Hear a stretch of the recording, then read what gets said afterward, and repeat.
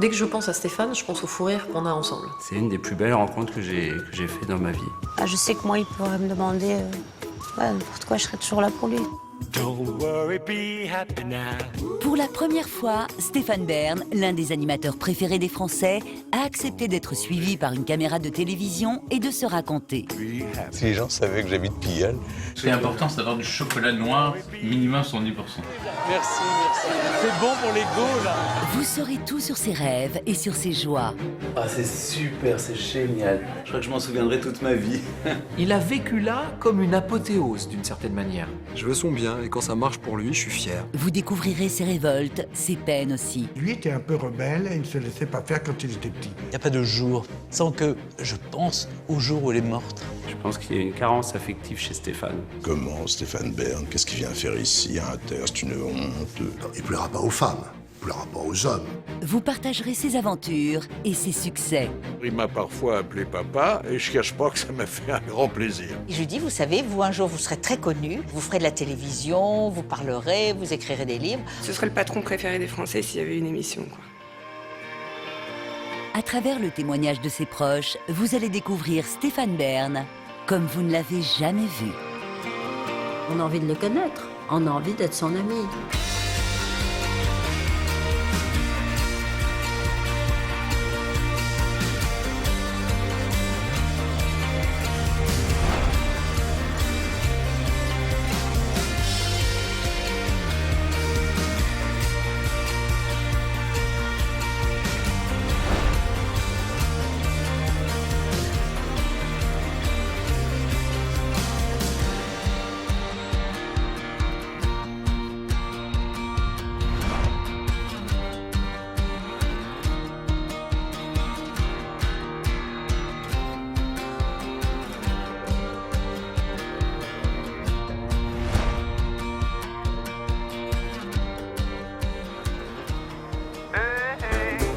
Pour découvrir une facette secrète de Stéphane Bern, il faut se rendre en Grèce. C'est dans l'archipel des Cyclades, sur l'île de Paros, qu'il passe tous ses étés depuis une dizaine d'années. Au fil du temps, cette île est devenue sa parenthèse enchantée. Le présentateur y fuit les mondanités et s'accorde une vraie pause.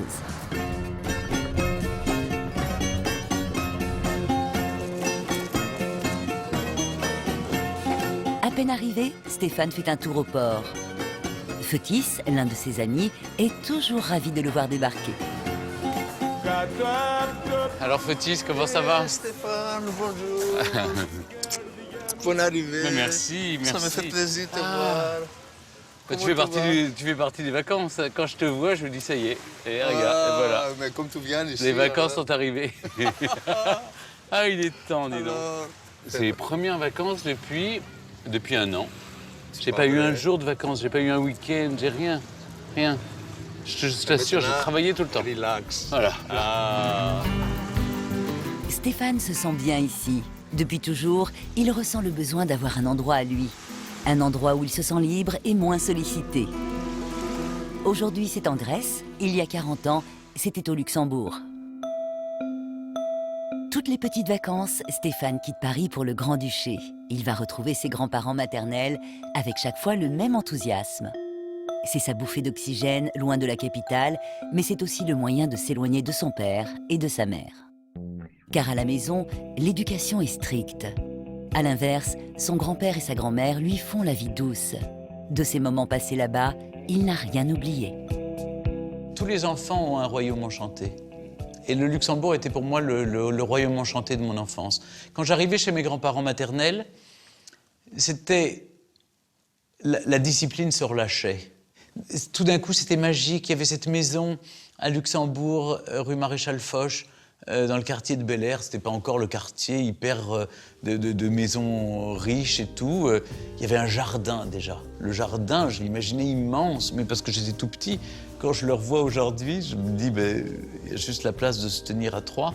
Mais ça me paraissait immense. Il y avait des fraises, il y avait des roses, C'était le paradis sur terre et ma grand-mère était tellement aimante. Tellement aimante. C'était une femme étonnante. Si la grand-mère est câline et aimante, le grand-père est un peu plus rigide. Qu'importe, Stéphane s'en accommode. Pour lui, c'est toujours mieux qu'à la maison. Ce petit pays méconnu, le Grand-Duché, devient alors synonyme de bonheur pour le petit garçon. Et comme un bonheur n'arrive jamais seul... J'avais 8 ans et mon grand-père m'a dit « on a un grand-duc, une grande-duchesse ». Mais elle était formidable, on la voyait tous les dimanches à la télévision, parce on s'asseyait dans le salon de mes grands-parents, puis on regardait une émission qui s'appelait « How You Like Cookalai » et qui était, je sais pas, une espèce de programme dominical. Et il y avait, on voyait la grande-duchesse qui expliquait, c'était l'actualité de la semaine de la famille grand-ducale. Et donc j'étais fasciné par cette famille merveilleuse. Voilà une famille unie qui s'aimait, où il n'y avait pas de problème, les enfants avaient l'air, ils avaient le droit de faire plein de choses que moi j'avais pas le droit de faire. C'était la famille que je voulais avoir.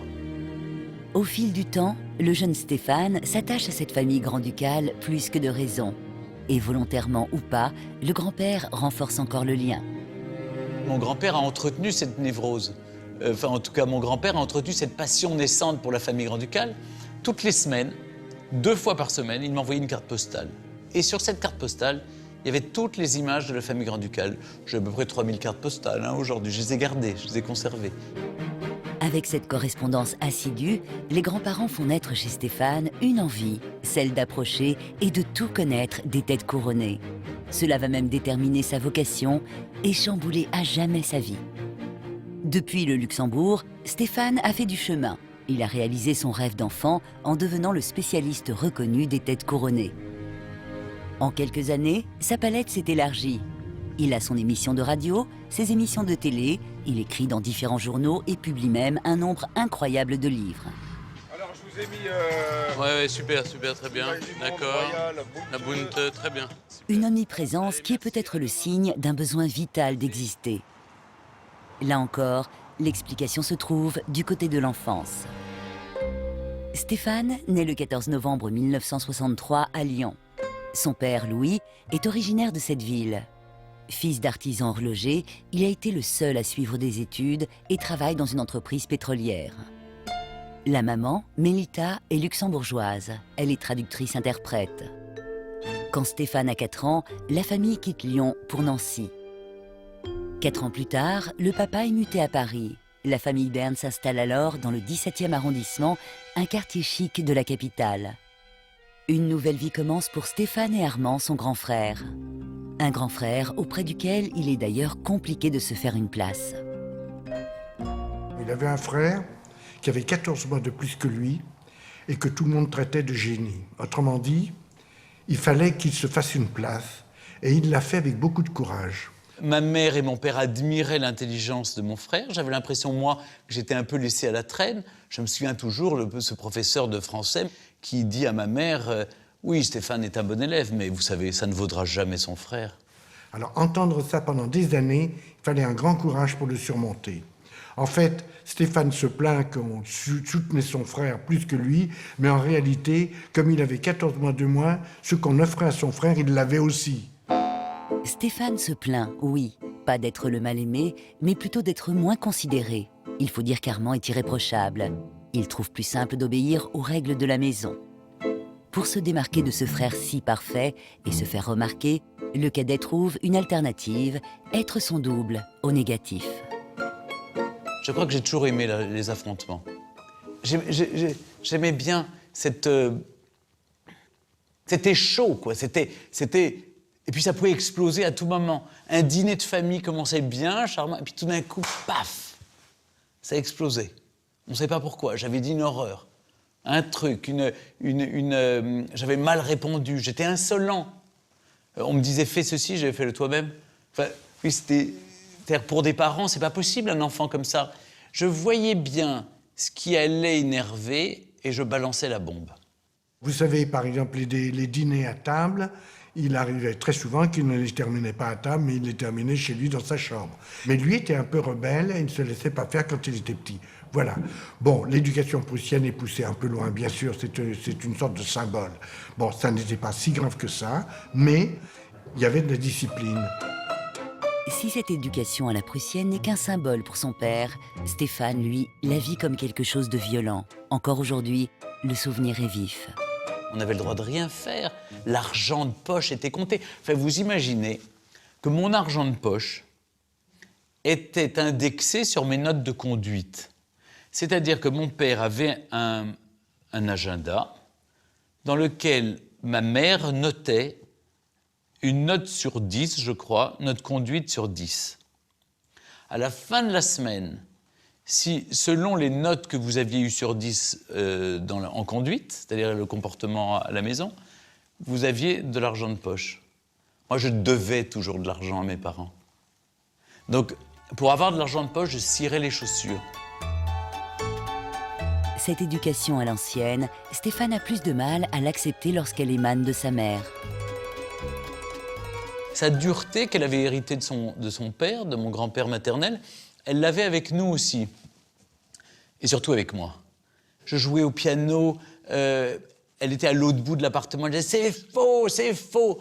J'avais plus envie, puis on me tapait sur les doigts si je jouais mal. Ça m'a dégoûté du piano.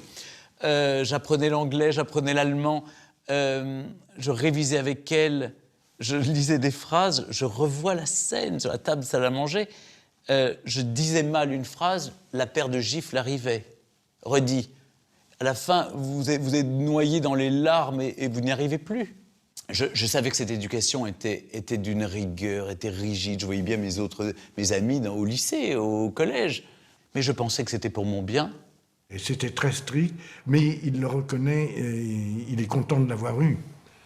Parce que sa situation et sa vie aujourd'hui tient compte justement de l'éducation et de la discipline qu'on lui a inculquée, aussi bien à lui qu'à son frère. Sur le moment, c'est pesant, mais je dis mes parents m'ont fait le plus beau cadeau. C'est un viatique pour la vie, c'est un sésame, c'est un passeport. Le moindre faux pas, la moindre attitude désinvolte sont tellement réprimés que ça devient normal d'entrer dans le rang. Cette éducation rigoureuse lui donne donc les bases pour adopter en toutes circonstances une attitude irréprochable. 8h du matin, Stéphane arrive dans les locaux de RTL, rue Bayard. Il officie à la radio tous les jours, où il anime la tranche 11h-12h30 avec son émission À la bonne heure. En garçon poli, la première personne qu'il salue comme chaque matin, c'est Elisabeth, sa chère reine d'Angleterre. Comment ça va? Il retrouve aussi Bernard et Alex, les réalisateurs. Dans le bureau, l'atmosphère est bon enfant. Qu'est-ce que tu as prévu pour Marc Lavoine? Si je dis du foin, ça va pas être bon. Non, ça nous fait rire. Salut. Ah, salut Patrice, ça va? Et toi? Ah, t'es bien chic. Ah, tiens, j'avais rendez-vous chez le médecin. Je vais faire du café. Il y a de l'eau. C'est bon pour mon image de faire du café. Stéphane s'est adjoint les services de Patrice Carmouze pour l'émission. Il existe une vraie complicité entre ces deux-là. Dans la presse, il puise les thèmes du jour et le moindre sujet d'actualité est un prétexte à rigoler.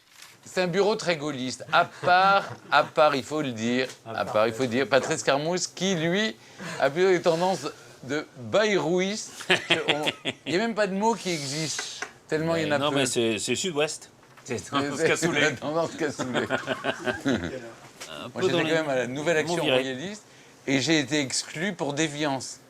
Eh oui, parce que j'avais choisi un autre candidat. Oui, je m'étais fâché avec le comte de Paris, j'avais soutenu Louis de Bourbon pendant un temps, j'avais trahi la cause. Stéphane a à peine 20 ans lorsque la cause royale devient son combat. Sa chère famille grand-ducale du Luxembourg l'a tellement inspiré qu'il rêve d'un retour de la monarchie en France. Il entend parler de la famille d'Orléans qui convoite la couronne de France. Stéphane s'impose alors comme le messager de la royauté pour les soutenir. Et pour convaincre le peuple, il passe même pour la première fois de sa vie à la télé. Sans le savoir, le jeune homme avance déjà vers son destin. Monsieur Stéphane Bern, vous êtes le président de l'Association des Amis de la Maison de France. Et à ce titre, vous êtes donc le supporter numéro 1 du comte de Paris, qui est le chef de la Maison royale de France. Mais à vous voir si jeune revendiquer ce rôle, on est amené à se demander finalement, est-ce bien raisonnable? N'est-ce pas un peu ringard dans la France d'aujourd'hui d'être royaliste? Aussi paradoxal que cela puisse vous paraître, je crois qu'au contraire, c'est une idée très moderne et même plus révolutionnaire. Comme Stéphane ne fait pas les choses à moitié, il prend aussi contact avec le comte de Paris, le prétendant officiel au trône de France.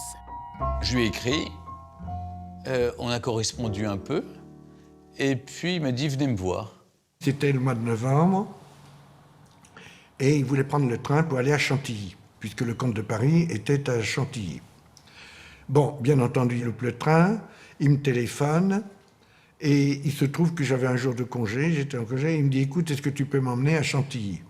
Il y avait du verglas, ça glissait, et puis je veux le prendre à la gare du Nord, et j'arrive, et il commence à ouvrir la porte arrière, et il s'installe à la pleine tête, mais comme le chauffeur.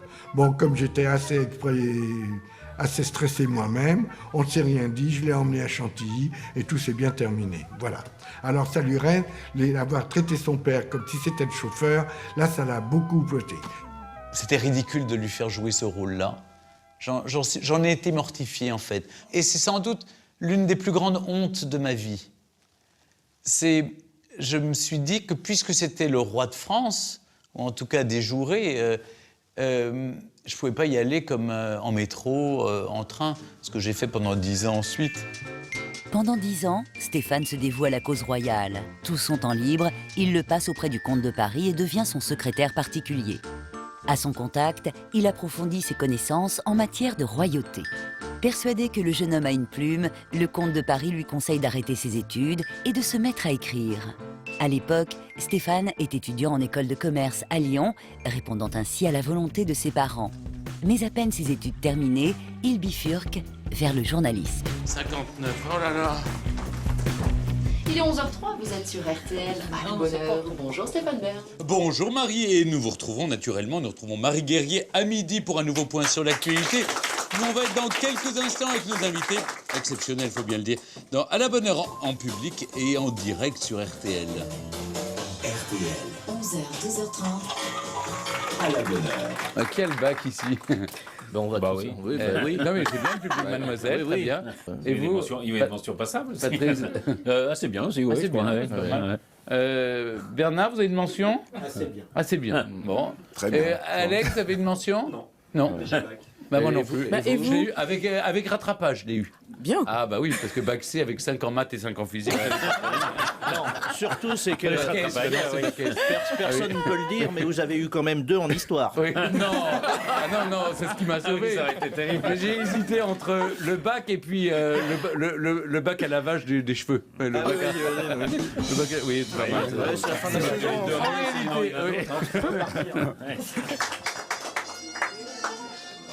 Merci Marc. Puis embrasse Sarah. On se voit bientôt, j'espère. Merci beaucoup. À bientôt Valérie, merci beaucoup. Bon, ben merci à tous. À demain. Bonjour. Je suis stagiaire. Oui. Est-ce que vous pouvez me faire un autographe? Bien sûr. Merci beaucoup. Pour vous ou... Oui, c'est pour vous. Quel est votre prénom? Morgane. Ah bah c'est Morgane. C'est un nom fabuleux, Morgane. À bientôt. Aujourd'hui, Stéphane Bern est un journaliste populaire, mais sa carrière ne s'est pas faite du jour au lendemain. Il a eu la chance de rencontrer à chaque étape des bonnes fées qui ont cru en son talent. Il fait ses débuts dans des journaux qu'on n'appelle pas encore People, comme Dynasty, Jour de France ou Point de vue Image du Monde. Stéphane se fait remarquer grâce à sa connaissance quasi encyclopédique des cours royales, alliée à son jeune âge. Il avait un peu un côté Tintin. C'était Tintin chez les Altesses royales. C'est-à-dire que dès qu'on lui parlait de ces Altesses royales, il voulait tout de suite savoir éventuellement s'il y avait une possibilité de les rencontrer, parce que c'est vrai qu'à 21 ans, on est jeune et on ne connaît pas encore grand monde. Patrick l'a beaucoup aidé, l'a recommandé parce qu'il a été fasciné par son intelligence d'abord. Tout de suite, il a appelé des amis dans la presse et il leur a dit « Écoutez, je viens de rencontrer un garçon formidable qui a beaucoup de talent, qui est passionné par tout ce qui est aristocratique. » Patrick Debourg, le mari de Yagel Didier, est un éditeur qui connaît beaucoup de monde dans les médias. La première personne à laquelle il recommande le jeune Stéphane, c'est Marie-Claire Powells. Fille du journaliste Louis Powells et journaliste elle-même, elle vient de fonder le magazine Madame Figaro et recherche des jeunes gens motivés et férus de royauté. Pour Stéphane, cette rencontre va tout changer. On a une mère qui vous accouche et qui vous élève, et on a une maman une maman professionnelle. Elle était ma maman professionnelle. J'ai adoré cette femme. Écoutez, cette femme, elle m'a donné ma chance. Et elle m'a appris à écrire. Quand je dis qu'elle m'a appris à écrire, c'est que j'écrivais vraiment avec un sujet, un verbe, un compliment. Et c'était hey, « Monseigneur, touchez ma bosse ». Enfin voilà, quand je parlais de tête couronnée. Donc elle m'a simplement dit mais lâchez-vous, lâchez-vous. Déboutonnez votre corset dans lequel vous emprisonnez votre plume. Elle m'a appris la distance du journaliste. La relation entre eux était très forte. C'était vraiment la relation qu'on pourrait trouver entre une mère et un fils. Et je pense que les conseils qu'elle pouvait lui donner, le soutien qu'elle lui apportait constamment, étaient pour lui de la plus grande importance. C'était vraiment comme sa seconde maman, il avait un respect pour elle. Et elle adorait Stéphane. Hélas, Marie-Claire n'est plus là, mais elle a été hyper importante dans sa vie. Elle l'adorait, elle adorait Stéphane. C'était son gros chouchou. C'était la drame quand malheureusement elle est partie.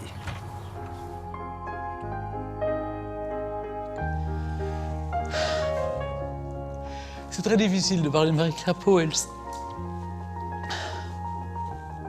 C'est quelqu'un qui a tellement compté dans ma vie.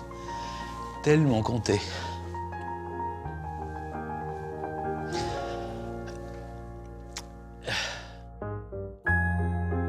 Marie-Claire Powell décède en 2011 des suites d'un cancer. Elle avait 65 ans. Pendant 26 ans, elle a dirigé Madame Figaro. Stéphane est toujours resté travailler à ses côtés. Aujourd'hui, il est encore rédacteur en chef adjoint du magazine. Si la presse écrite a été et est toujours son premier amour, à l'époque, ça ne lui suffit pas. Quand Patrick Debourg lui propose cette fois de vivre l'aventure télévisuelle, Stéphane saute sur l'occasion. Après Madame Figaro, j'avais une autre amie qui s'appelle Isabelle Quenin, qui avait fait une émission qui s'appelait « Famille, je vous aime ». On déjeune ensemble, elle me dit « Je cherche quelqu'un justement pour les familles royales dans mon émission ». Et je lui ai dit que ça la tienne, j'ai la personne qu'il te faut, c'est Stéphane. Et c'est comme ça que Stéphane a commencé à la télévision.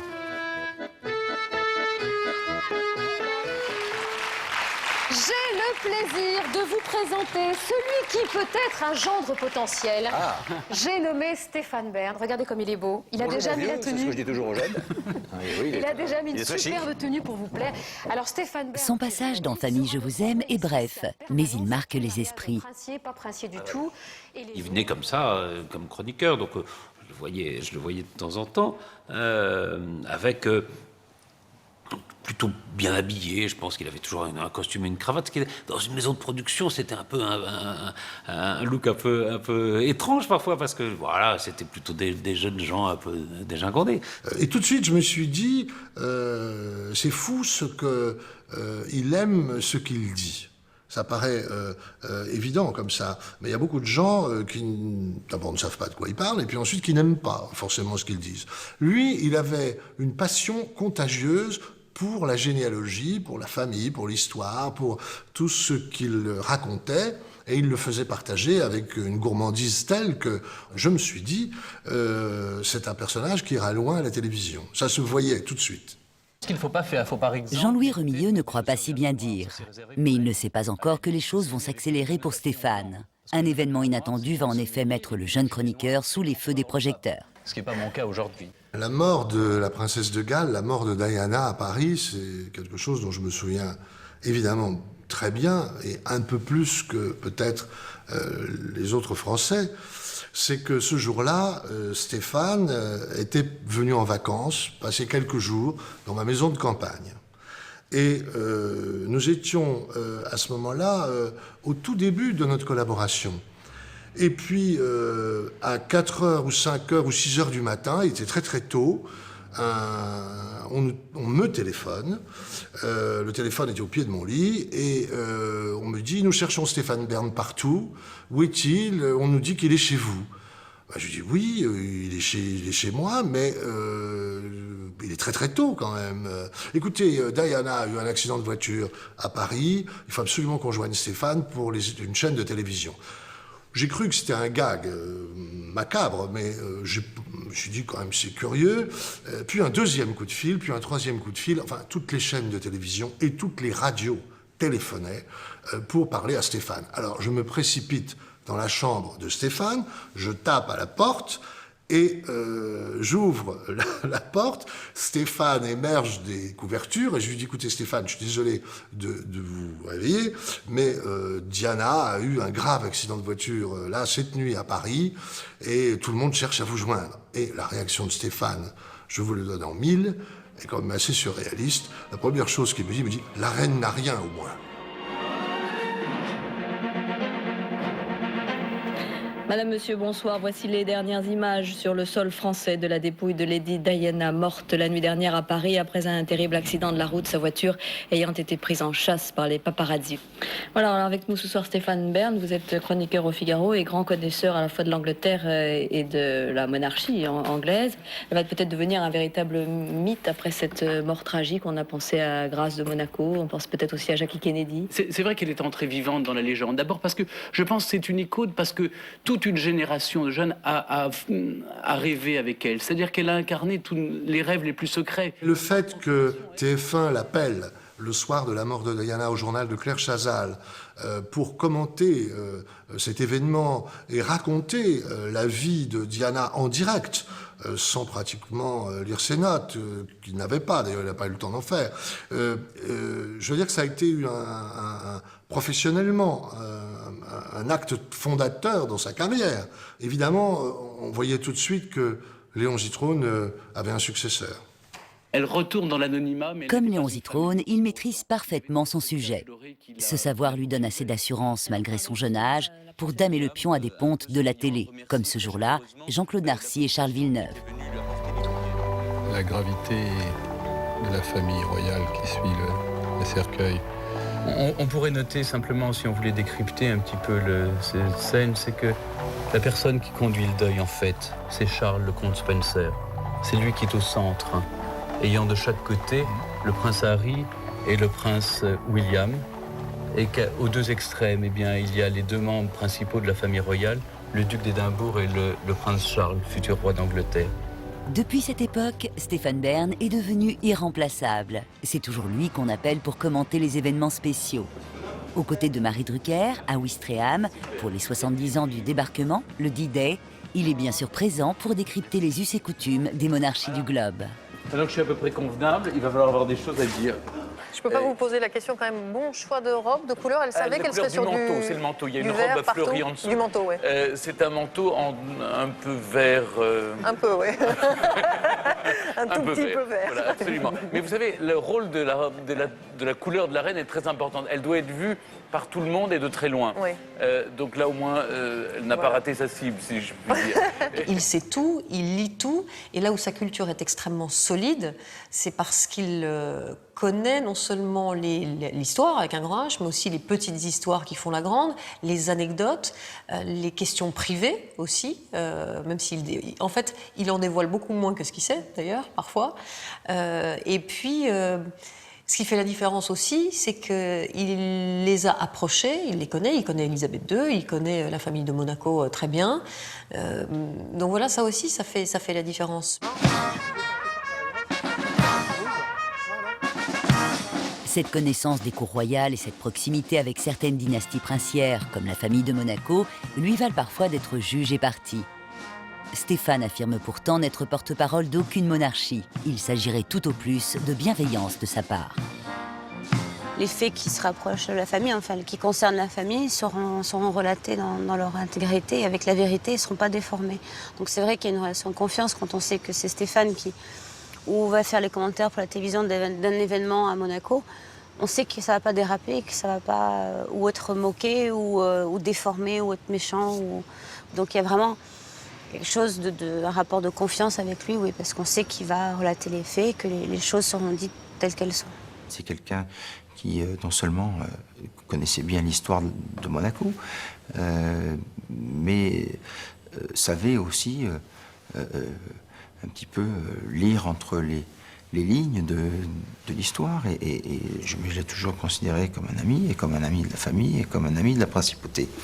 Je sais que c'est quelqu'un sur qui je pourrais toujours compter. Je sais que lui, il peut toujours compter sur moi. C'est une espèce d'amitié, mais avec beaucoup de réserve, beaucoup de pudeur et beaucoup de respect de l'autre, de la vie de l'autre. Et voilà, ce qui est à nous est à nous. Mais je sais que moi, il pourrait me demander Ouais, n'importe quoi, je serais toujours là pour lui. Ami ou journaliste, la frontière est parfois ténue et Stéphane ne semble pas toujours s'en préoccuper. Lors d'un événement comme le D-Day, où la quasi-totalité des chefs de gouvernement et des représentants des cours royales est présente, il jubile et s'extasie, un peu comme un enfant. Je dois rejoindre le Premier ministre. Oui, je vous en prie, pas de problème. C'est un peu inhabituel, hein. C'est en train de se passer. Je pense que pour comprendre l'énergie insatiable de Stéphane, assez inépuisable à vrai dire, c'est étonnant quand même, il faut prendre cet exemple-là. Il est comme un enfant qui s'amuserait, qui est dans son rêve, dans son jeu, et il en faut toujours plus, et ça s'arrête jamais. Bon, c'est un peu inhabituel de se promener avec ses bagages devant les souverains de la Terre, mais bon, tout le monde trouve ça tout à fait normal. Sinon, je vais saluer les souverains, hein. Ça va m'occuper. Ah oui, il y a le président Obama, là, regardez. Il est juste là. Je sais que... Non, d'accord.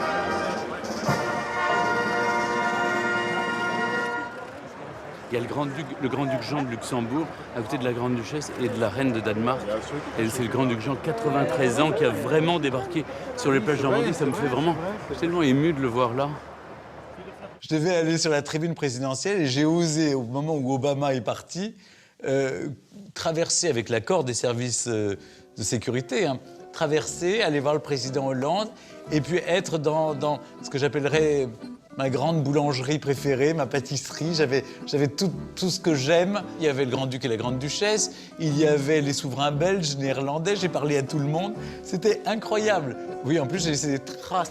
Et je me souviens du Premier ministre qui me dit « Mais d'où tu viens ?» Parce que moi, j'étais pas arrivé par l'accès des VIP, j'étais venu par la plage. Donc j'avais du sable partout, c'était plein de sable. Et donc on ne voit que ça, la trace comme ça. Et tous m'en font la remarque, mais ça les a fait rire.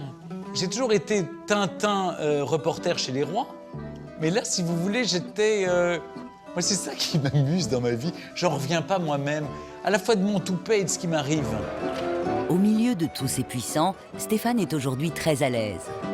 Mais cette décontraction affichée n'a pas toujours fait partie de ses attributs. Il a longtemps renvoyé une autre image.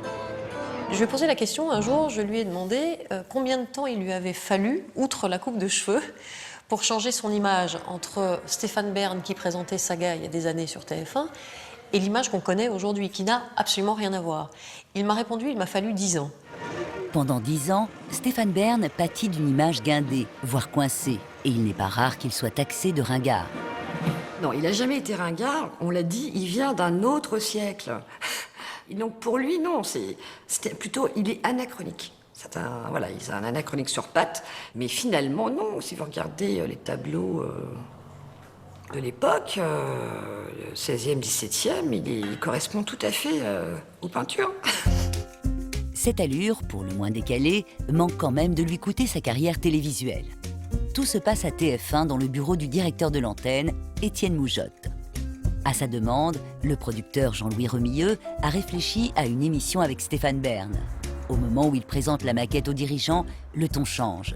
Les résultats d'une étude faite auprès d'un panel de téléspectateurs viennent d'arriver. C'est une catastrophe. La personne chargée de ça dit l'étude pas très bonne. L'émission, c'est pas mal, mais enfin, le personnage là qui présente en prime time sur TF1, franchement, c'est pas possible. Ah bon, pourquoi, dit Étienne. Bon, écoute, il plaira pas aux femmes. Pas possible. Il plaira pas aux hommes, trop fantaisistes, pas sérieux. Il s'habille comme plus personne ne s'habille. Qui s'habille comme ça maintenant? Enfin, vous avez vu comment il est habillé. Bon, la coiffure, tout ça, c'est pas possible. Et donc, moi, je suis quand même un peu abattu. Bon. Tout le monde quitte le bureau, reste Étienne Moujotte et les deux dirigeants de l'époque.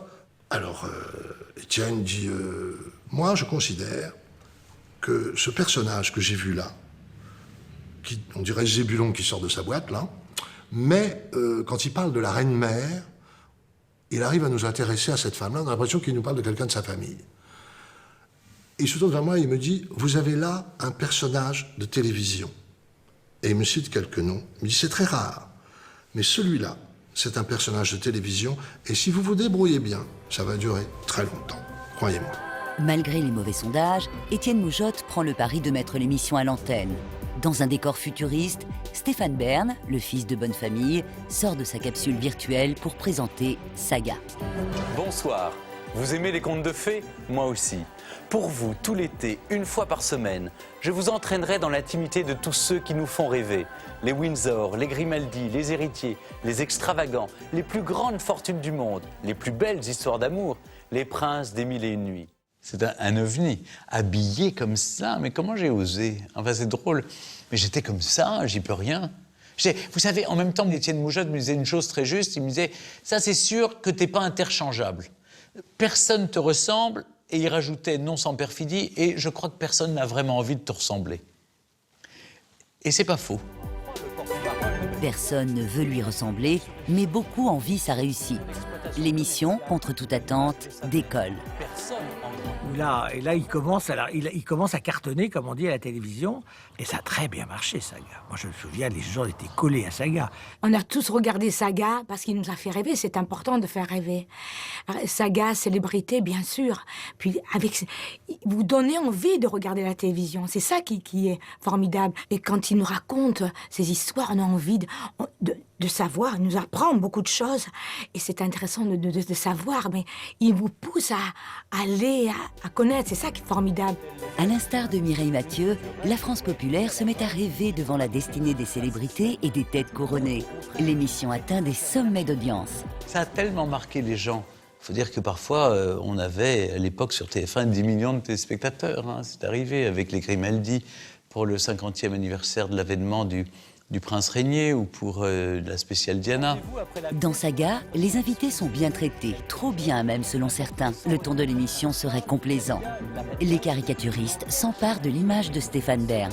Il y avait les Guignols, par exemple, et ma marionnette, j'étais un caniche qui se frottait sur la jambe du Prince Régnier. Stéphane, calmons-nous. Ah, comme il sait sublimer notre beauté. Oh, merci, merci, monseigneur. Mais je ne suis que journaliste retraçant le plus fidèlement possible la beauté de vos destins, la dignité avec laquelle vous affrontez les malheurs. Mais c'est beau, c'est grand, c'est fort, c'est sublime. Je vous aime tous, les princes, les rois, les comtes, les duchesses, les... Oh, Mais qu'est-ce qui se passe? Il se frotte encore sur ma jambe, là. Pénible, alors. Mais enfin, Stéphane, ça va pas? Non, ne le disputez pas, ça n'est pas méchant, mais il s'énerve et on ne le tient plus. Hein. Quand il est là, le prince Charles n'ose même plus se mettre en kilt. Hein.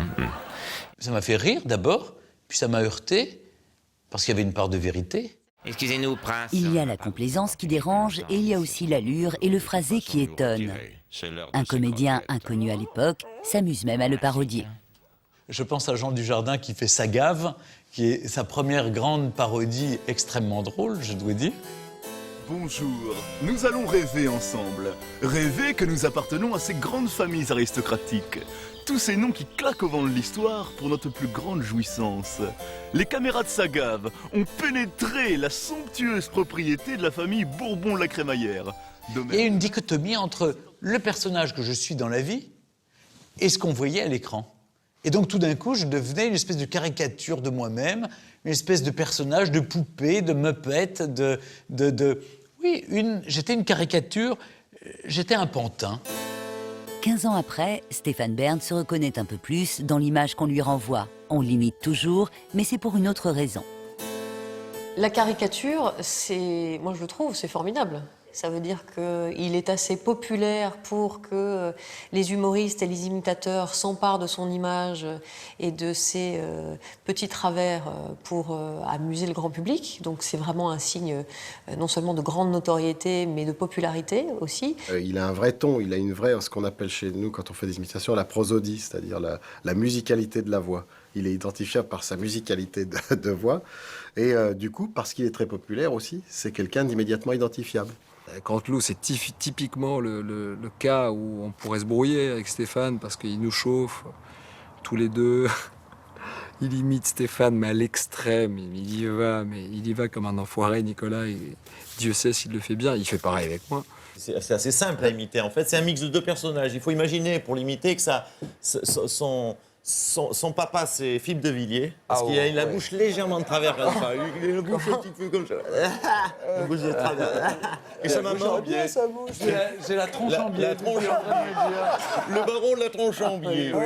Et puis, sa maman, c'est Charles Trenet. Il a toujours deux billes, les yeux écarquillés toujours. Quand on mixe les deux. Et on mixe les deux, ça fait Stéphane Bern, le roi, l'ami des rois, l'ami des reines, l'ami du Gotha. Je suis une sorte de David Gotha.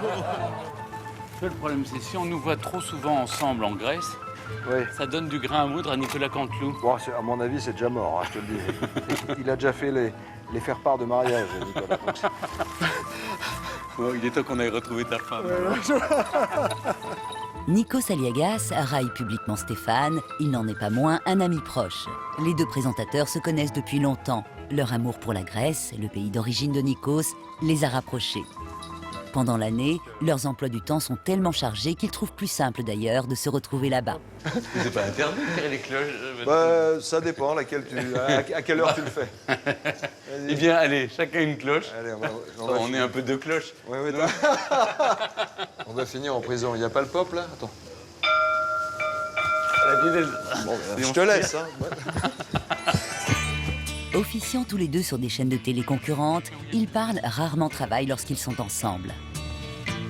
Alors maintenant, la grande truc en Grèce, c'est de savoir si Nikos Aliagas est dans les pages de Hello. Ah, tu es dedans? Regarde. Non, c'est pas moi. C'est pas moi. Il est mieux, lui. Ah non? C'est une star de la télé, c'est Adonis Kanakis. Eh bien, tu n'es pas dans... Je ne suis pas dans le Hello grec. C'est et très moche. ça, c'est à 40 ans. T'es pas dans Hello, c'est que t'as raté ta vie.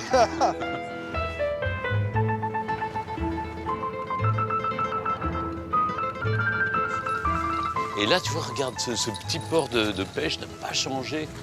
Au fond, même moi, je viens depuis 15 ans, ça n'a pas changé. Qu'est-ce qui t'a plu ici? C'était ça, c'est ça, c'était l'authenticité. L'authenticité. C'est que les choses ne bougent pas. Le monde peut se moderniser. Ici, ça ne change pas. Tu vois Saint-Tropez? Saint-Tropez, quand t'étais pas né. Il y a plus que 30 ça. ans. Ça, c'est l'église Saint-Nicolas. Et derrière, tu as un fort vénitien, parce qu'évidemment, le duc de Naxos, au XVIe siècle, c'était les Vénitiens qui... Ça y est, mais tu connais l'histoire des ducs locaux aussi. Oui, bien sûr. T'imagines bien, je m'imagine bien. Je ne serais jamais venu ici s'il n'y avait pas eu de royauté. L'histoire, avec un grand H, c'est presque une addiction chez Stéphane. Depuis des années, c'est une passion qui le fait se lever tous les jours. 8 mai, 7h du matin, quartier Pigalle à Paris. Stéphane doit se rendre à Orléans pour les fêtes de Jeanne d'Arc. Il a été sollicité pour être le président d'honneur et en tant que président, il a droit à un chauffeur. Quand j'étais gamin, j'étais très défilé en fait. Je prends ça très sérieusement, il y a tout le côté historique, tout le côté symbolique. C'est important qu'un peuple se rassemble pour des... Et ça, c'est une partie très moins divertissante de ma personnalité, c'est de me dire que je suis sur Terre pour faire quelque chose d'utile. Et donc, il faut quand même... faut faire le job, voilà, faut faire le job. Puis le bon petit soldat qui va travailler le 8 mai aussi. Comme vous, hein, Hervé, vous travaillez le 8 mai. Tout à fait. Pour être utile et jouer le bon petit soldat, Stéphane Bern est prêt à beaucoup de sacrifices, quitte à ne jamais prendre de repos. J'ai complètement déphasé dans ma vie, parce que je sais plus ce que c'est qu'un week-end, des vacances, des trucs. Donc on me dit, tiens, il y a des vacances que... L'autre jour, on m'a dit, tu sais qu'il y a l'Ascension. Je dis, bah oui, c'est un jeudi, ça. Eh ben, je travaille, normalement. Je me rends compte que c'est le week-end parce qu'il y a moins de coups de fil. C'est tout. Mais je tourne mes émissions le samedi, le dimanche. Les journées de Stéphane Bern, moi oui, qui vit beaucoup avec, parce que je l'accompagne partout, c'est un rythme de fou que peu de personnes de télévision ou de cinéma pourraient tenir. Quand Stéphane ne travaille pas, il travaille. Et quand vraiment il ne travaille plus, il travaille encore. C'est-à-dire qu'il ne laisse jamais de côté ce qui doit pour lui être une sorte de... quasiment de sacerdoce, d'une certaine manière, c'est cette sorte de service du public. Ah ça, il a très peu de temps pour lui. Moi, j'ai toujours vu bosser. Et même en vacances, il bosse. Il a besoin de challenge, si vous voulez. Il a besoin de faire des choses, il a besoin d'activité, il a besoin, comme souvent les gens, très souvent les gens inquiets. Ces challenges lui permettent aussi de se prouver à lui-même qu'il est capable et aux autres qu'il est légitime. Son arrivée sur France Inter en 2000 fait partie de ces défis difficiles à relever. 1 an plus tôt, Laurent Ruquier a lâché les rênes de son émission qui cartonne pour partir sur Europe 1. À sa place, la direction a installé une des chroniqueuses de l'émission, Laurence Boccolini. Malheureusement, la mayonnaise ne prend pas et les audiences sont plombées. Il faut donc la remplacer et vite. Et on a cherché, au fond, ce qui ressemblait le moins à France Inter. On s'est dit, bon, on n'arrive pas à trouver le remplacement de Ruquier. Essayons d'imaginer quel est le pire choix qu'on puisse faire. Et en 20 secondes, on a dit Stéphane Bern. Parce qu'il était totalement à l'encontre de tout ce qu'on faisait, de l'esprit de la maison, etc., etc. La proposition de France Inter, de Jean Luquet, qui est une proposition très courageuse, parce que amener sur France Inter un personnage très marqué à ce moment-là, par une émission à un grand succès de TF1, ça pouvait être faire entrer le loup dans la bergerie. Ça a dû être d'ailleurs vécu comme ça à l'intérieur, parce que les quelques échos qui me sont parvenus à ce moment-là, c'était des échos effrayés, pour ne pas dire dégoûtés. Effectivement, quand il est arrivé, j'ai failli avoir une grève sur le dos. Il y a eu une bronca des producteurs, des journalistes. Comment Stéphane Bern, qu'est-ce qu'il vient faire ici à Inter? C'est une honte, dégénéré. Enfin, je crois qu'il a tout entendu, le pauvre vieux. Et donc j'ai réuni le personnel en assemblée générale, je leur ai dit voilà, qu'est-ce que vous avez contre ce type? Je leur ai demandé s'ils étaient homophobes ou xénophobes ou antisémites, ou quel était leur problème. Enfin, c'était stupide, donnez-lui une chance. Ben voilà, maintenant il faut que tu es sur France Inter, il faut que à toi de prendre la suite de l'émission. Et puis je me suis dit, au fond, j'ai pensé à cette phrase de Jean Cocteau, ce que les autres te reprochent, cultive-le parce que c'est toi. Et je me suis dit, je vais y aller à fond. Je vais appeler ça le fou du roi, parce que c'est celui qui peut tout dire au roi, à condition d'être drôle. Non, vous ne rêvez pas. Vous êtes bien à l'écoute de France Inter. Vous étiez habitué à la voix de notre amie Laurence. Il va vous falloir supporter maintenant le grelot du fou du roi. En jouant sur les clichés, Stéphane Bern prend un risque, mais il ne veut pas se renier. En restant lui-même, il veut prouver qu'il vaut mieux que son image. Et puis il y a eu la première émission. Avec Michel Serrault, je m'en souviens, c'est Michel Serrault qui a fait toute l'émission parce qu'on aurait cru un lapin dans des phares de bagnole. Je veux dire, je crois qu'il maîtrisait absolument rien. Bienvenue chez les bouffons et les fous du roi. Ils peuvent tout dire, ils peuvent mordre, railler, étriller, titiller, moquer ou brocarder tout et tous, sauf le fou du roi bien sûr, en parfaite impunité. Tout le monde m'est tombé dessus. Enfin, il y avait des éditoriaux. Il y a eu un éditorial dans je ne sais plus, c'était Télérama, c'est dans Le Monde, en me vouant en gémonie. C'était le délit de sale gueule. Je venais de TF1. Donc forcément, j'étais le diable. Le type qui présente Saga, il ne peut pas faire le fou du roi. En tout cas, une émission d'humour et libertaire sur France Inter. C'est devenu une réussite. Enfin, il a passé 10 ans à France Inter. Il a bien fait son boulot. Travailleur, talentueux, ou les deux à la fois, Stéphane réussit à faire taire ses détracteurs. Pour lui, le vent est en train de tourner.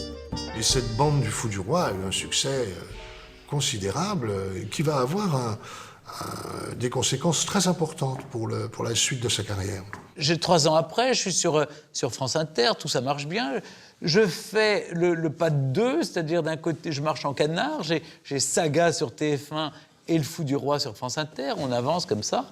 Puis tout d'un coup, je lis, à la fin de 2003, je lis Stéphane Bern, chroniqueur des riches. Alors, je dis, ah non, c'est pas possible ça. Là, il va falloir qu'on arrête. Et j'en parle à mon producteur Jean-Louis Remieux, il me dit, justement, j'ai un projet pour vous. Quelle n'a pas été ma stupéfaction quand, dans l'été 2003, Guillaume de Vergès, nouveau patron des programmes de Canal+, me téléphone et me dit, j'ai pensé que Stéphane pourrait animer une émission quotidienne sur Canal+. Qu'est-ce que vous en pensez? Est-ce que c'est une bonne idée? Je trouve que ce qu'il fait sur France Inter est très intelligent. S'il pouvait faire quelque chose dans le même esprit à la télévision, venez me voir et parlons-en. On nous propose de reprendre la case de Nulle part ailleurs. On va aller sur Canal+. Ah, quelle chance, je dis ben, volontiers, etc. Et on crée 20h10 pétanque. Réglez vos montres, il est 20h10 pétante. Bienvenue donc sur 20h10 pétante, votre nouvelle émission quotidienne. Nous fouillons, nous enquêtons, nous vous emmenons au cœur de la vie de notre invité. Stéphane voit l'expérience Canal+ comme un nouveau challenge à relever. Il sait que dans le temple de la branchitude, on ne l'attend pas à bras ouverts. L'audience est au plus bas depuis l'arrêt de Nulle part ailleurs, ce qui n'arrange rien. Avec 20h10 pétante, son look évolue et se fait plus décontracté. Mais Stéphane fait tout pour rester fidèle à lui-même. Son personnage de gentil garçon, toujours aimable, un brin moqué, il en joue. On assiste alors à des scènes cultes qui passent direct au zapping. Comment on fait pour se prendre des bains Je vais vous montrer. Oui. Enfin, moi, je vous préviens, je sais les recevoir, mais je ne sais pas les donner. Hein. Oui, mais vous les... Aïe bah non, il est déjà comme ça. Non, mais vous avez dit il n'avait même pas levé la main. J'ai fait ça, il était déjà comme ça. Alors, allez-y. J'en ai reçu tellement dans ma vie. Ah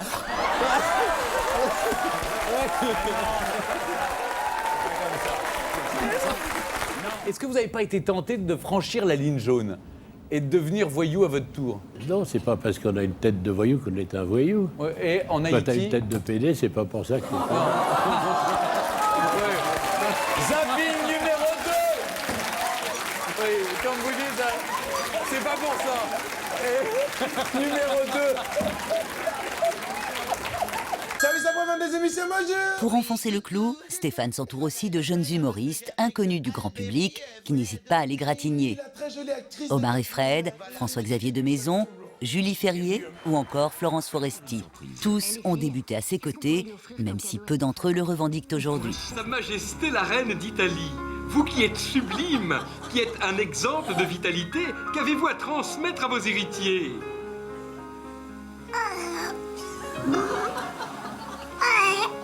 Elle dit qu'elle voit des anges. Il y a des nouvelles têtes dans la classe, hein, c'est bien. C'est bien, vas-y, fais ta vie, mais copie pas. Ça va bien? Ça va bien. Il y a des nouvelles têtes, mais il y a toujours les mêmes coupes de cheveux. Ah, c'est bien, c'est très bien, ça va ma belle. Ah, je suis toujours... Grâce à Canal+, Stéphane fait sa mue et passe à l'âge adulte. De ringard, il est enfin devenu branché. C'est l'heure de la revanche.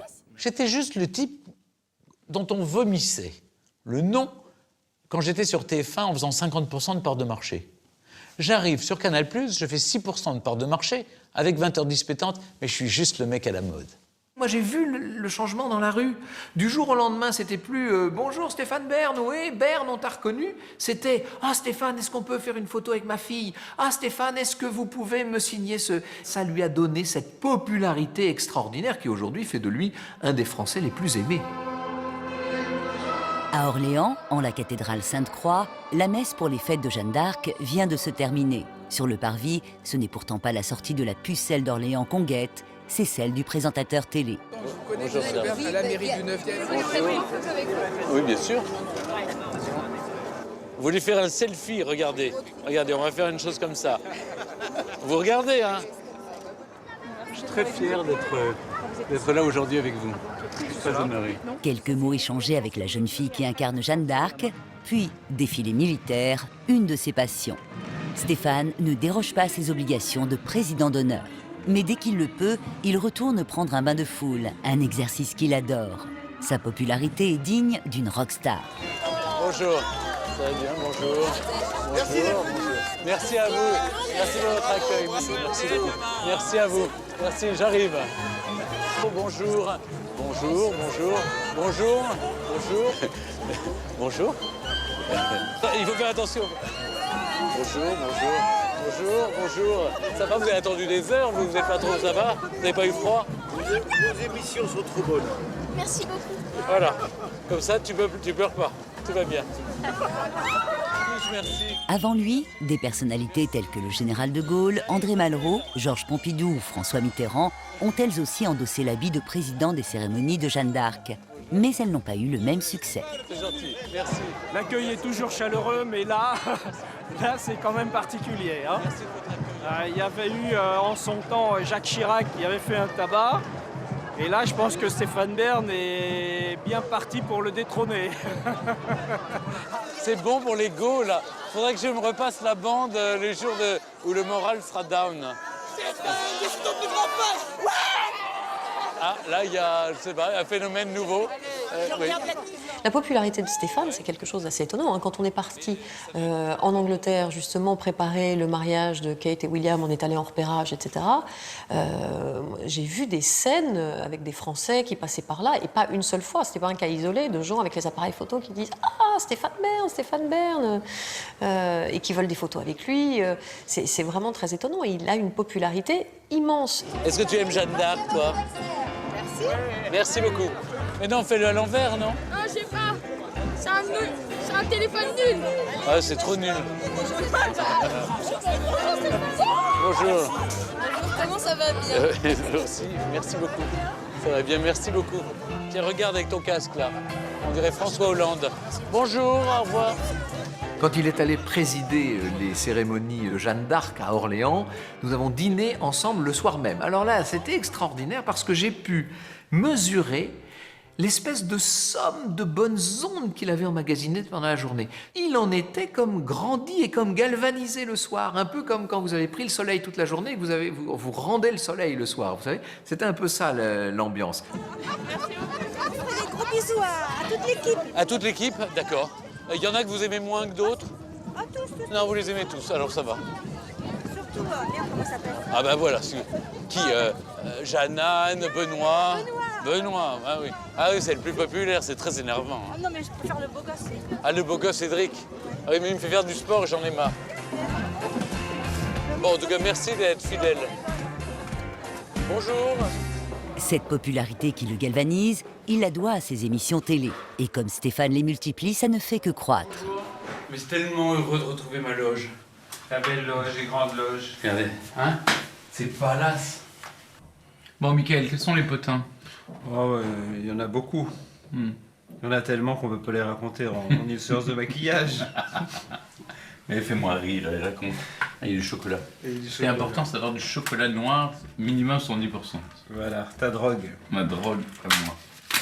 Et parce que, il paraît qu'il y a plein d'animateurs télé qui, dans leur loge, font autre chose et se shootent à autre chose. Mais moi, voilà, le chocolat. C'est le chocolat noir, amer. Tiens, voilà. Regarde ton reflet dans le miroir. Voilà. Le but, c'est de ressembler à ça. Mais grâce au maquillage, parce qu'avec le sport, on l'a vu, c'est raté. Avec Comment ça va bien, une émission quotidienne diffusée l'après-midi, il est entré dans les foyers et fait presque partie de la famille. Une famille qui le gâte et qui le sollicite. Et t'as tout le courrier des lecteurs qui est arrivé là, t'as 2 sacs. Créateur de charentaises. On m'envoie des charentaises. C'est bien. Ça, c'est pour le temps où je prendrai ma retraite. Ah oui, c'est vrai qu'on avait fait un sujet charentaise. Oh, elles sont super, mes charentaises, regarde. C'est devenu mode, hein, quand même. C'est devenu glamour avec les pompons, regarde. Ouais, les gens sont gentils, de manière générale. Bon, faut tout que je remette, parce que on va répondre avec Ségolène. Elle va détester de voir arriver avec un sac de courrier. Et ça veut dire du boulot en plus. Il part du principe que si on lui écrit, il faut répondre. Que ce soit un courrier sympa ou un courrier moins sympathique, que parfois il reçoit des ribes pour qu'on fasse... on lui demande des virements, en réalité. On lui demande ça. Ou alors les gens pensent aussi qu'il est généalogiste ou historien. Et du coup, quand il rentre chez lui le soir, il faut qu'il trouve le temps de répondre à ses fans, quoi. Allez.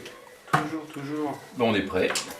Stéphane Bern n'est ni banquier ni généalogiste, mais il est reconnaissant du soutien de son public. Alors il donne de son temps. Mesdames et messieurs, merci de faire accueillir Stéphane Bern, s'il vous plaît. 3, 2. Bonjour à tous et bienvenue sur le plateau de Comment ça va bien. Beauté, déco, animaux. Caroline, elle sait me parler parce que Caroline, elle a mis un t-shirt avec un chien dessus. Ouais. Mode pratique, nous allons encore une fois tout tester pour améliorer votre quotidien et vous rendre l'après-midi joyeuse et délicieuse. Alors avec nous, il y a Jeannane. Il ne se prend pas pour un animateur. Il est dans une vraie relation avec les téléspectateurs ou avec les auditeurs quand il est à la radio. Il transmet vraiment quelque chose. Et puis même parfois, ce qu'il est dépasse l'animateur. C'est-à-dire que moi, de temps en temps, j'anime des défis dans l'émission. On a un invité je vous disais, Stéphane est un garçon très bien élevé, donc la bienséance voudrait qu'on laisse l'invité s'exprimer en premier, éventuellement on le laisse un peu gagner. Mais Stéphane, s'il y a un défi, ça devient le premier de la classe que j'imagine qu'il était, avec ses lunettes et le doigt levé. Moi, madame, je sais. Et il est à fond, quoi. Il est au taquet dans ce qu'il fait, il est à fond. Très bien. Stéphane, vous regardez ce qui se passe? Posez-moi ce faire. Quelle mauvaise. Elle est horreur de perdre. Alors, et c'est super réjouissant. C'est très, très agréable. Il y a peu de moments où c'est faux, quoi.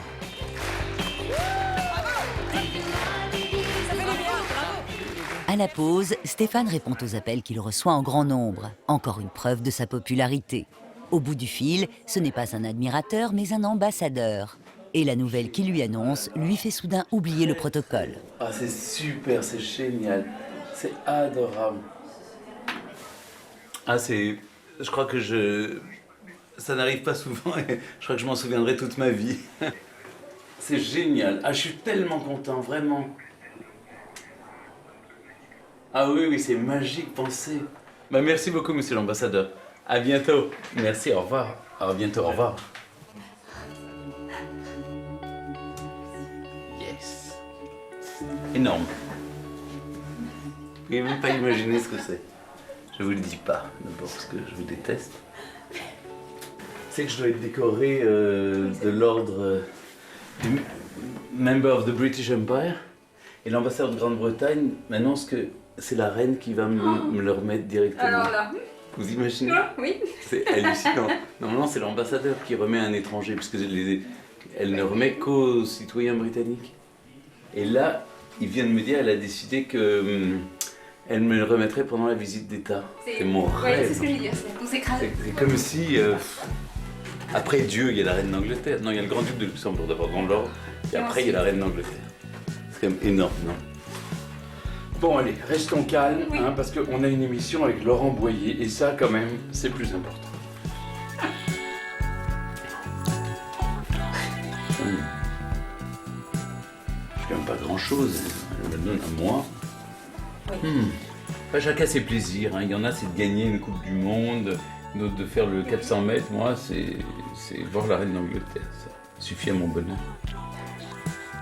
18h27. On prend à 19h. Oh, bah, je peux faire la sieste. Oui, faire une petite sieste avec ta petite couette, ton petit plaid. La reine Elisabeth II d'Angleterre a décidé d'honorer Stéphane Bern lors de sa venue en France. Sa notoriété aurait-elle dépassé les frontières? Même s'il essaye de garder la tête froide, Stéphane ne touche plus terre.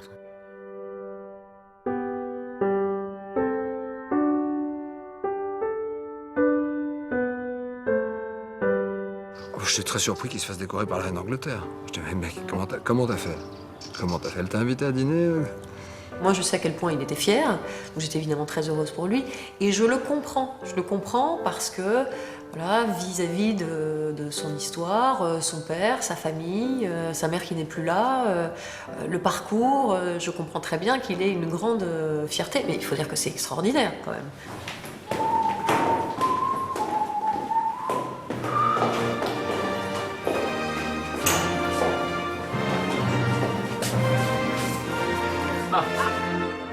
Extraordinaire et surtout très inattendu. La reine d'Angleterre n'a jamais décoré elle-même une personnalité non britannique.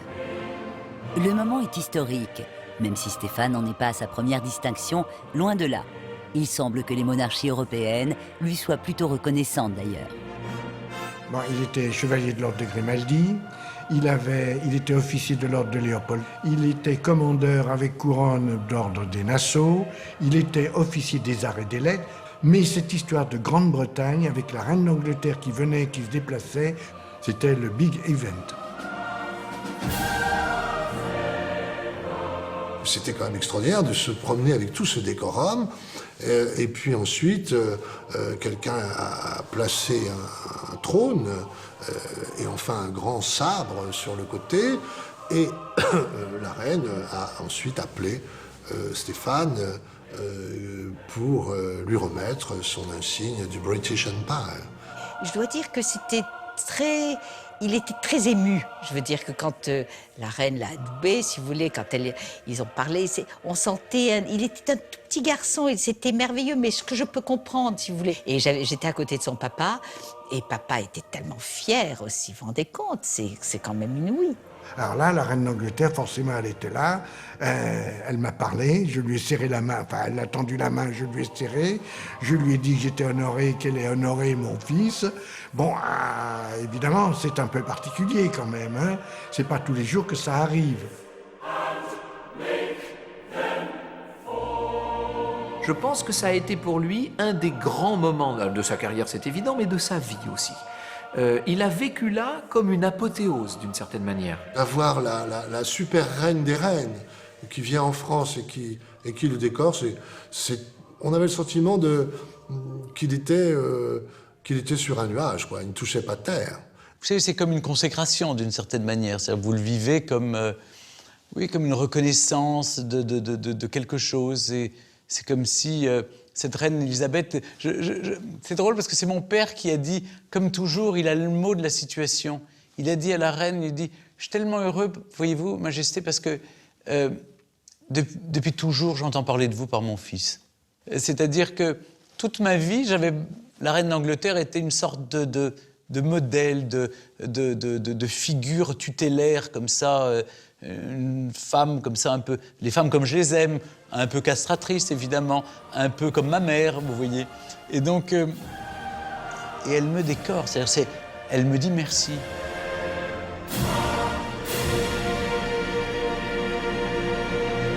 Stéphane Bern passe aisément des salons cossus à la vraie vie. Nous sommes réunis sur la place Saint-Léon, près de la chapelle du même nom et du château Bas. Et quand il se rend dans les plus beaux villages de France, les habitants sont toujours très heureux de l'accueillir. Encore plus si leur village est élu, comme ici à Egisheim, en Alsace, village préféré des Français. Là, c'est l'explosion de joie assurée.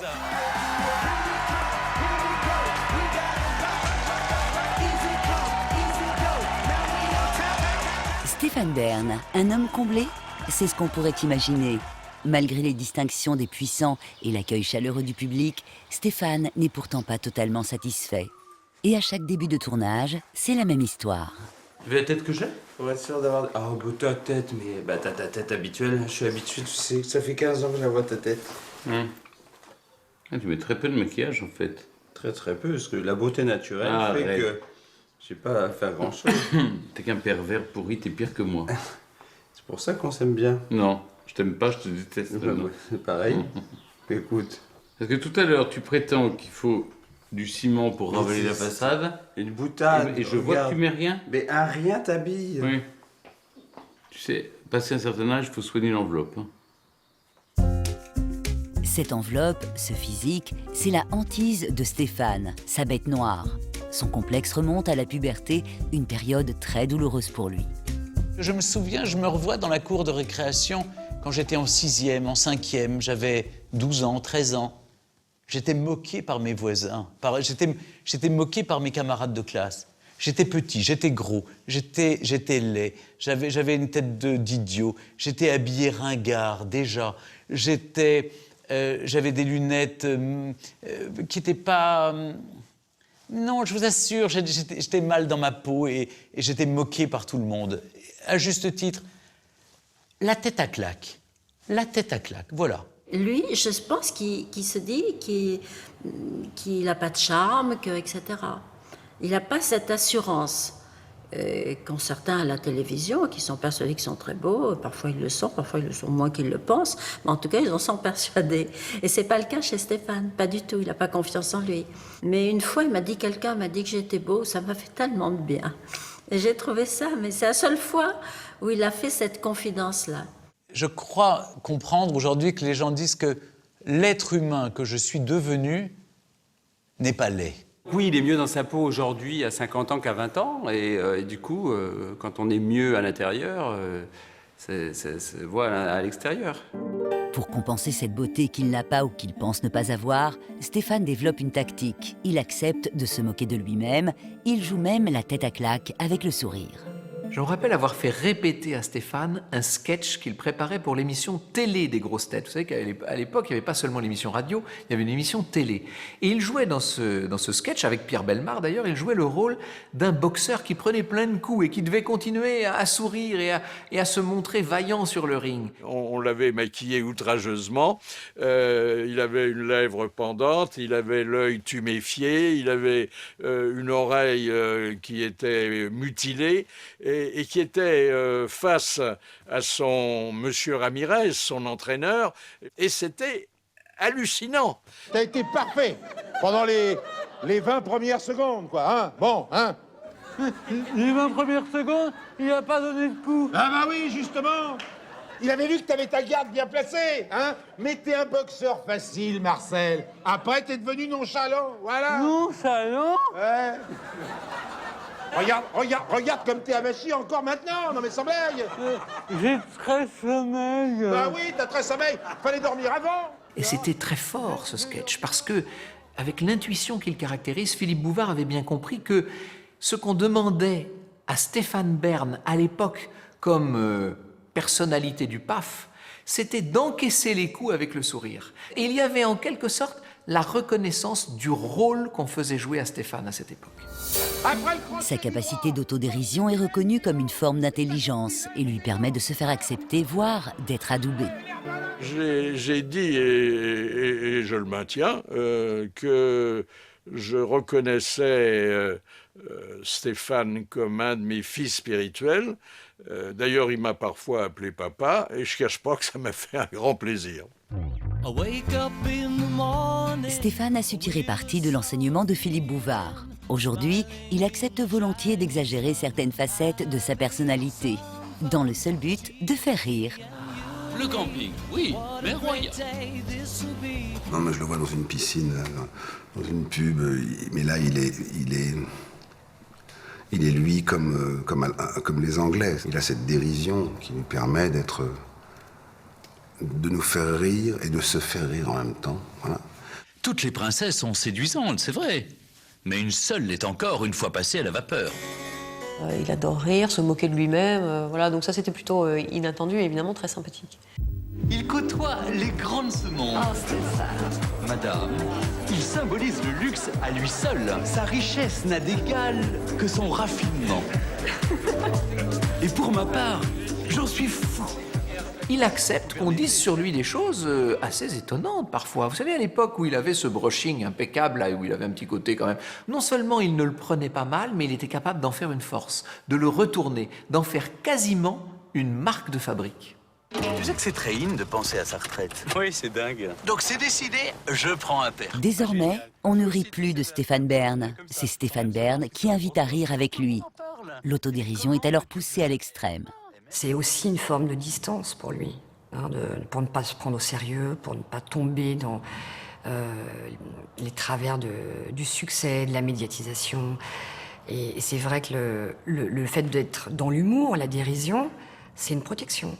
Peut-être le rire et la politesse du désespoir, d'une certaine manière. Mais c'est vrai que j'ai toujours eu cette autodérision. Et encore une fois, je suis comme le rhinocéros.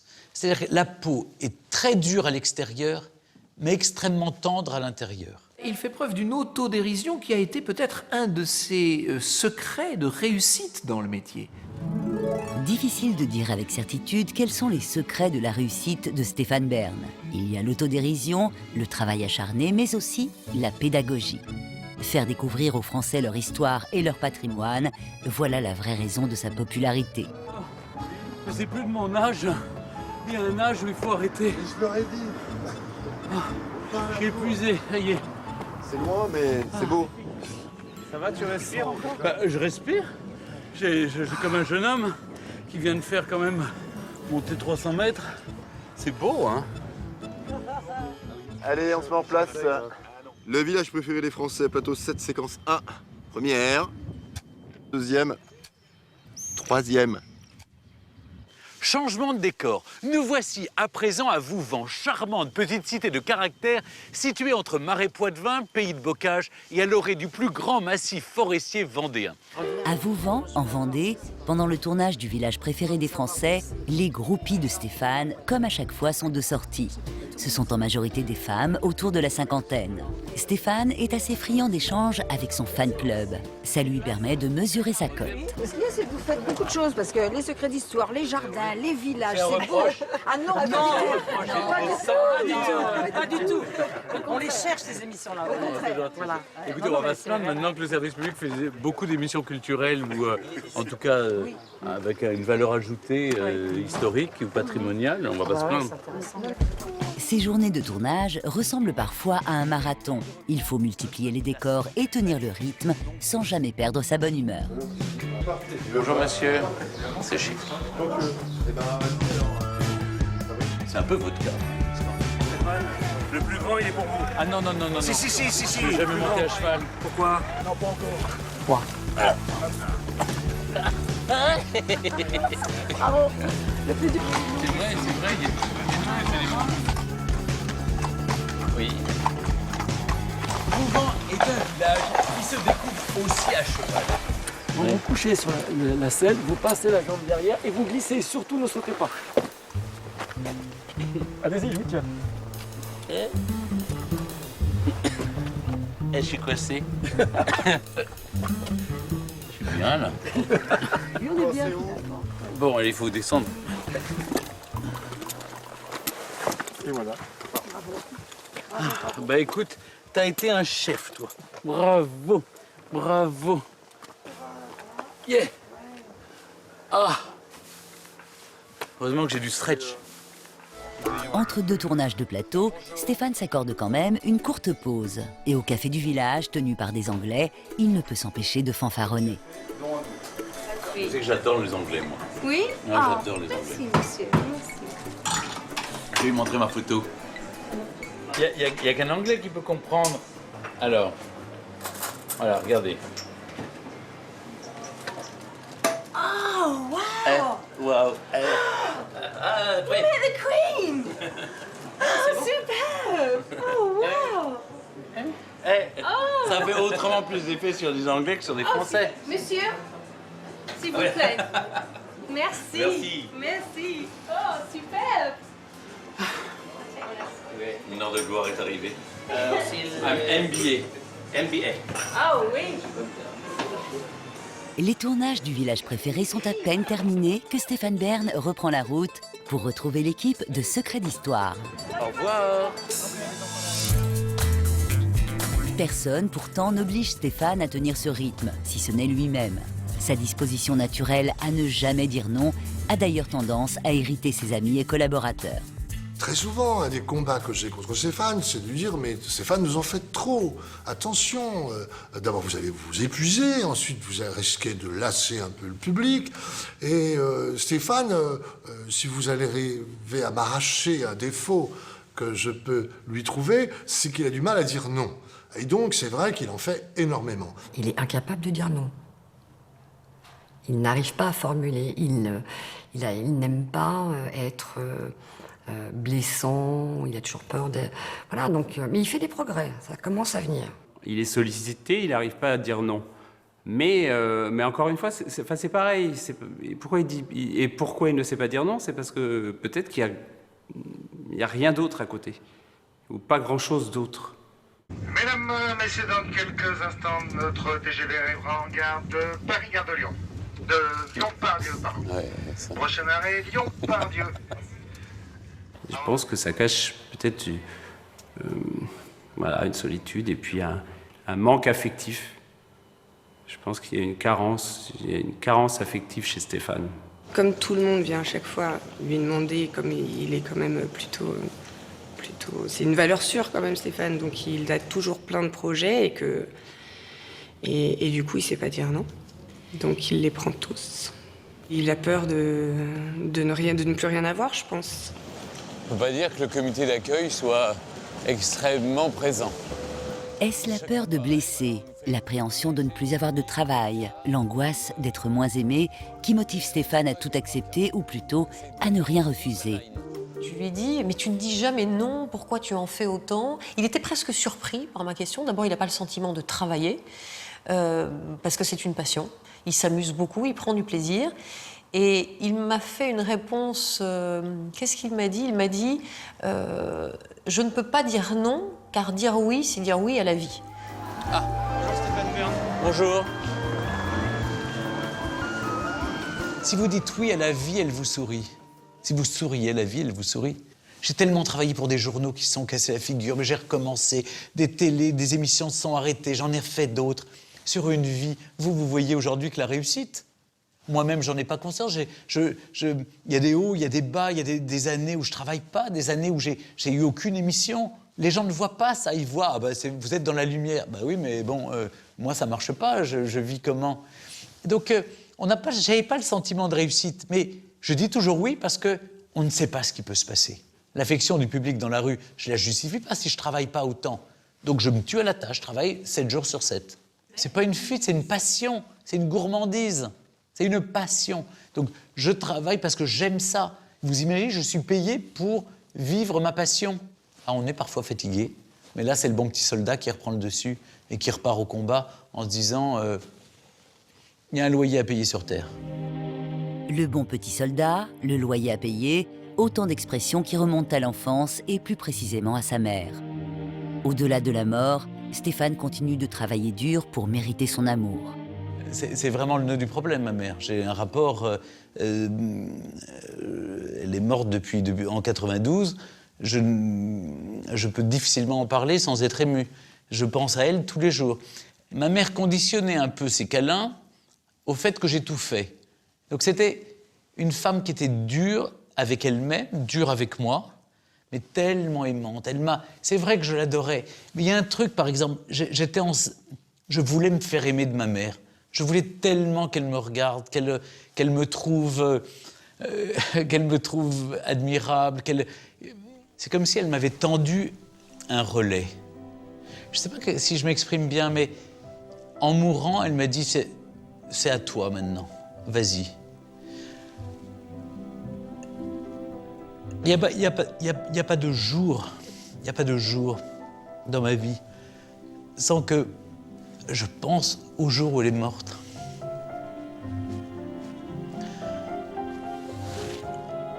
C'est incroyable, hein? J'y pense tous les jours. Mais ça ne m'abat jamais, ça ne me déprime jamais, ça me donne une force que les gens ne soupçonnent pas. Je serai toujours le petit garçon de ma mère et je voudrais toujours qu'elle me dise qu'elle m'aime, que je suis un bon garçon, que j'ai fait mes devoirs, que j'ai fait tout ce que j'avais à faire. Mon père me le dit, heureusement qu'il est là pour me le dire. Encore aujourd'hui, le décès de sa mère, c'est un très grand choc pour lui. Chaque fois qu'il réussit quelque chose, il dit « je pense à ma mère, elle serait contente, elle disait qu'il faut travailler, j'ai travaillé, j'ai réussi, donc j'ai fait ce qu'il fallait faire ». J'ai jamais été autant digne d'elle que depuis qu'elle n'est plus là pour me dire ce que je dois faire. Mais souvent, je me prends à dire qu'est-ce que ma mère penserait, est-ce qu'elle serait fière ou elle serait contente.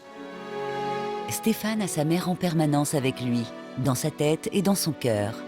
Et quand il revient à Lyon, la ville où il est né, pour un tournage, le souvenir redouble d'intensité. Pour qu'elle continue à être fière de lui, ce ne sont plus ses leçons qu'il apprend scrupuleusement, c'est son texte. César rentré à Rome est guidé par une obsession, celle de conquérir le pouvoir. Pour y parvenir, il faut plaire au peuple. Et pour plaire au peuple, eh bien, il faut du pain et des jeux. César va leur offrir les deux. Waouh, waouh, waouh. J'étais pas revenu là depuis la conquête des Gaules par César. Parce que tu dis que je suis très âgé, voilà. Bonjour à tous. Stéphane Bern présente l'émission Secret d'Histoire depuis 2007. C'est lui, l'élève moyen, l'enfant insolent, qui fait aujourd'hui aimer l'histoire au plus grand nombre. La KVA, cette vaste conque de 25 gradins, peut accueillir jusqu'à 5000 spectateurs. C'est la vie du plus fastueux des princes de France que vous allez découvrir ce soir. À travers les passions humaines de Victor Hugo, de Toutankhamon, de la reine Amélie du Portugal, de Soliman le Magnifique, de Louis XIV ou encore du général de Gaulle, raconté parfois par le petit trou de la serrure, Stéphane offre un nouvel éclairage à l'histoire avec un grand H. Et pour ça, il n'hésite pas à parcourir le monde et à donner de sa personne. Suivez-moi.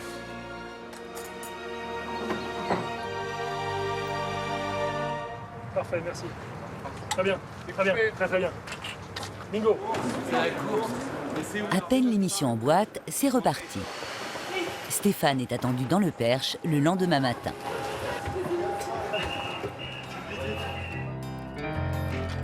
C'est dans le village de Thiron-Gardet que Stéphane se rend dès qu'il a un peu de temps libre. Il est depuis peu propriétaire d'un édifice étonnant. Il a acheté en fait un ancien collège royal et militaire et qu'il est en train de faire restaurer. Ce collège royal est arrivé dans sa vie un peu par hasard. Un jour, le président du Conseil général d'Eure-et-Loir le contacte. Il a un monument historique à lui montrer car il doit s'en défaire. Curieux, Stéphane fait le déplacement. Et là, c'est le coup de cœur. Ce collège royal, il va l'acheter pour le restaurer et sauver ce morceau de patrimoine. C'est un peu sa façon aussi d'appliquer ce qu'il demande entre guillemets aux gens dans ses émissions sur le patrimoine. Et toute une partie sera consacrée à un musée qui sera ouvert au public. Stéphane est accompagné d'une équipe des Bâtiments de France et des Monuments historiques. Il veut être certain de respecter l'édifice d'origine. Du collège. C'était un collège, hein. Faut pas non plus penser que c'est... Faut que ça garde l'esprit collège. François, j'ai une porte là qui me plaît bien aussi, que j'aimerais vous montrer. Le village célèbre ce jour-là les 900 ans de son abbaye bénédictine. Stéphane en profite pour ouvrir les grilles de la propriété à tous les habitants.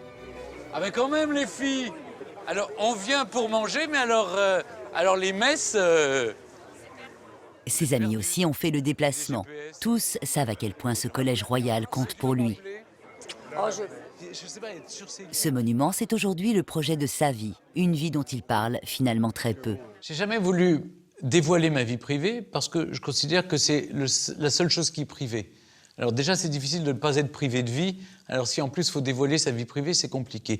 Un animateur télé qui doit parler de sa vie comme ça, sexuelle, ou ses petits copains, ses petits amis, c'est pas très bien vu. Donc moins on en parle, mieux c'est.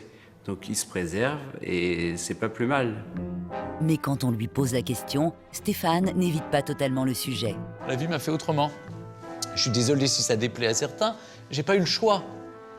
En même temps, on va pas me jeter des pierres. Je sais que dans la plupart des pays, si je vivais en Ouganda, en Indonésie, dans tous les pays qui appliquent la charia, évidemment, on me lapiderait, on me jetterait des pierres.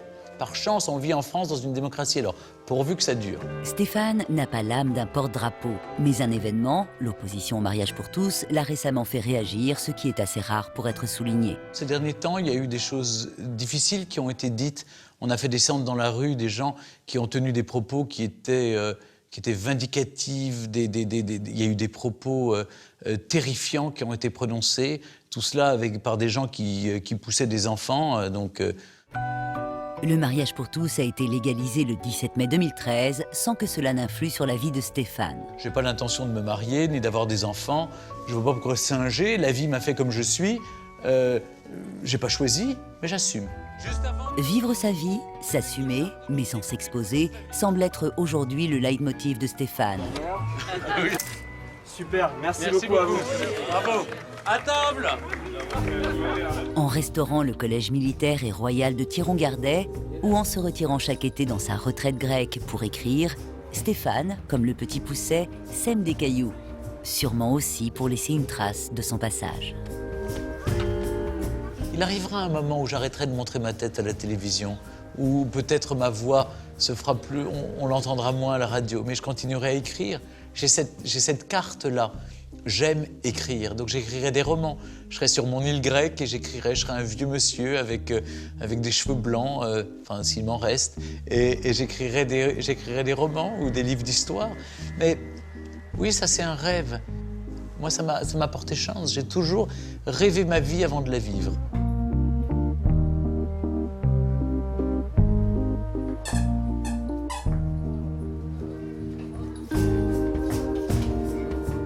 Descends, lâche, non, pas sur le lit. Pas sur le lit, on a dit pas sur le lit. Non, viens ici.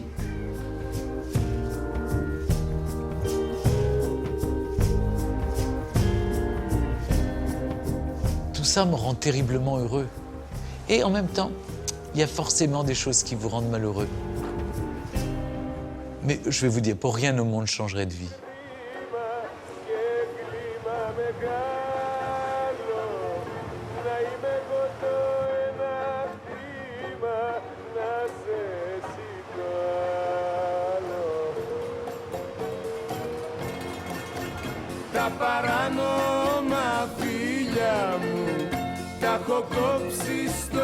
Ouais, je vais faire comme ça. Βγάζω αίμα απ' την καρδιά μου και σου βάζω υπογραφή κάτω απ' το πουκαμισό μου η καρδιά μου σβήνει κι το σφάλμα είναι δείξε καλοσύνη. De ça, le fin fond du 20e.